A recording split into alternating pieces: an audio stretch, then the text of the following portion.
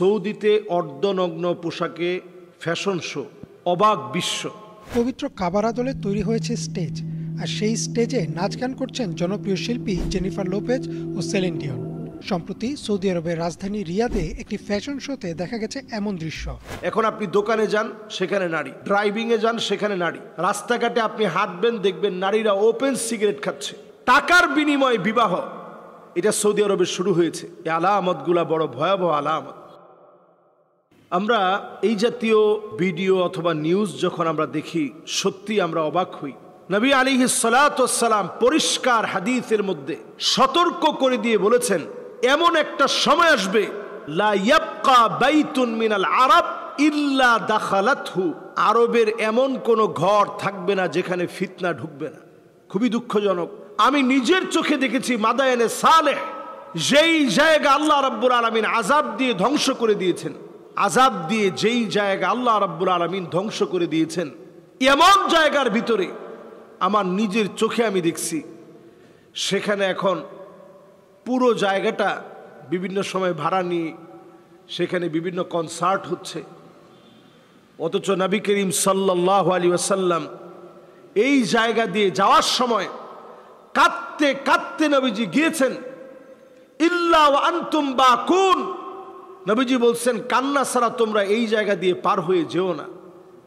সেই জায়গার ভিতরে এখন কনসার্ট হচ্ছে, উল্লাস করা হচ্ছে, গান বাজনা নিয়ে মেতে উঠছে, নর্তকীরা সেখানে নাচতেছে। এরকম পবিত্র ভূমির ভিতরে এরকম আযাব আর গজব, আল্লাহর আযাব গজব আসার মতো কারণ যখন শুরু হয়ে যাবে, নারী স্বাধীনতা দেওয়ার নাম করে যখন ব্যাপকভাবে রক্ষণশীল সৌদিকে যখন ব্যাপকভাবে নারীদেরকে ইনভলভ করাবে সব জায়গায়।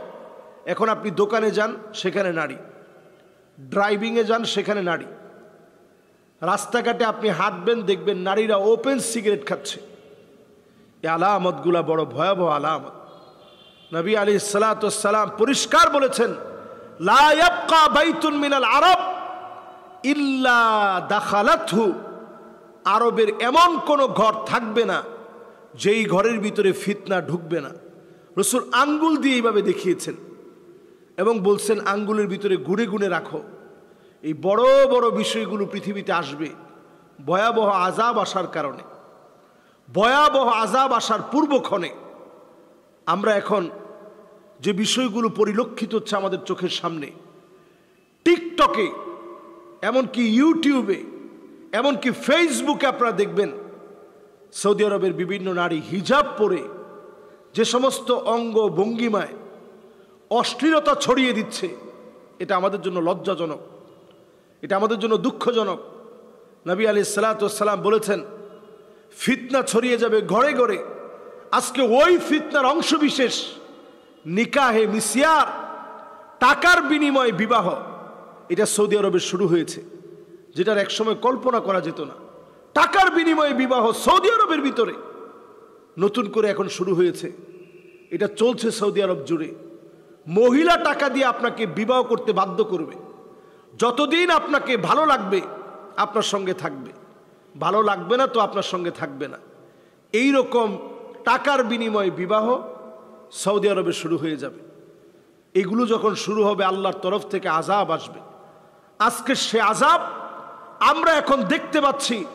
সৌদি আরবের ভিতরে বন্যা হচ্ছে, মক্কায় বন্যা হচ্ছে, মদিনায় বন্যা হচ্ছে, জেদ্দায় বন্যা হচ্ছে, আল কাসিমে বন্যা হচ্ছে, হায়েলে বন্যা হচ্ছে। এই বন্যাগুলো আমাদেরকে বলে দিচ্ছে এই মরুময় জায়গাগুলোতে পৃথিবীর ভারসাম্য রক্ষার জন্য যেই জায়গাগুলো আল্লাহ মরুময় রেখেছেন, এই পৃথিবীর 4 ভাগের 3 ভাগ হচ্ছে পানি, 1 ভাগ স্থলের ভিতরে, এটাকে আবার 4 ভাগ করলে 3 ভাগ হচ্ছে মরুময়, আর 1 ভাগ আল্লাহ রাব্বুল আলামিন বসবাসের জন্য সবুজ শ্যামল করেছেন। এখন পুরো জমিনটা সবুজ হয়ে যাচ্ছে, বৃষ্টি শুরু হয়ে গিয়েছে সৌদি আরবে। এই আলামতগুলো আমাদেরকে বলে দিচ্ছে আযাব পৃথিবীর দিকে দিয়ে আসছে। এই আযাব গজবের আগে আল্লাহ রাব্বুল আলামিনের কাছে তওবা করুন, নিজেরা নিজেদের গুনাহগুলো থেকে ফিরে আসার চেষ্টা করুন। আর রুজুউ মিন সিফাতিন মাযমুমাতিন ইলা সিফাতিন মাহমুদা, সওয়াবের কাজের দিকে আসেন। আজকে এইগুলোকে আমরা আমাদের মডেল বানাবো না। এগুলোকে যদি মডেল বানান, আল্লাহর গজব আমাদের দিকে আসবে। আমরা আমাদের হিজাব, আমাদের বোরকা, এগুলোকে আমরা মডেল বানাবো না। এগুলো আমরা ইবাদতের নিয়তে, শুধুমাত্র ফরজ হুকুম পালনার্থে আমরা পর্দা যখন আদায় করব, আদায় করার মতো আদায় করব। আজকে যে বিষয়গুলো সৌদি আরবে ঘটছে, এগুলো সব আল্লাহর তরফ থেকে আযাব আসার কারণ। আল্লাহ আমাদেরকে হেফাজত করুক। আসসালামু আলাইকুম ওয়া রাহমাতুল্লাহি ওয়া বারাকাতুহু। একজন ভাই প্রশ্ন করেছেন যে অনেক মুসল্লিকে দেখি মসজিদে হেঁটে এসে চেয়ারে বসে নামাজ পড়ে, এটা জায়েজ আছে কিনা? গুরুত্বপূর্ণ একটি প্রশ্ন। আমরা অনেকের ভিতরে এটা এখন আমাদের কাছে পরিলক্ষিত হয় যে হেঁটে হেঁটে আসছে, এসেই এরপরে চেয়ারে বসে নামাজ পড়লো। তো এটা আসলে জায়েজ আছে কিনা?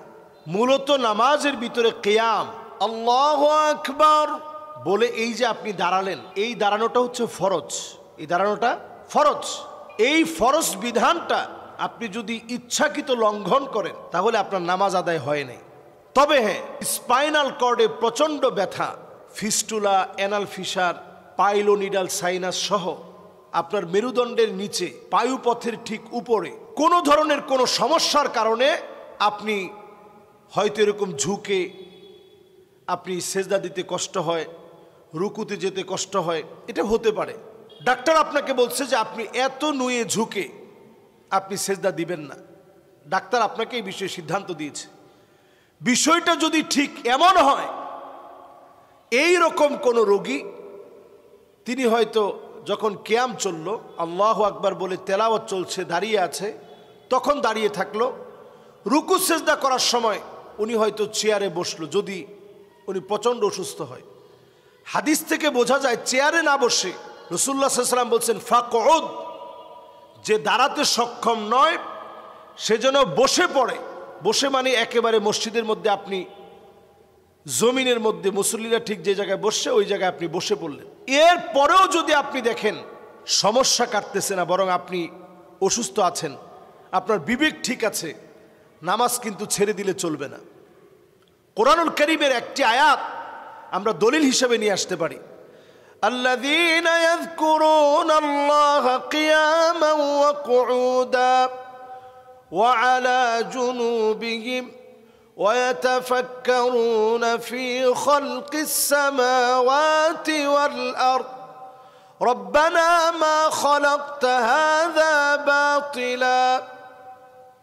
এই আয়াতে কারীমায় আল্লাহ রাব্বুল আলামিন স্পষ্ট বলছেন, হয় আপনি আল্লাহ রাব্বুল আলামিনকে ডাকবেন দাঁড়িয়ে, না হয় বসে, না হয় পার্শ্ব ফিরে, না হয় শুয়ে, যেইভাবে আপনার সামর্থ্য আছে ওইভাবেই আল্লাহকে ডাকতে হবে।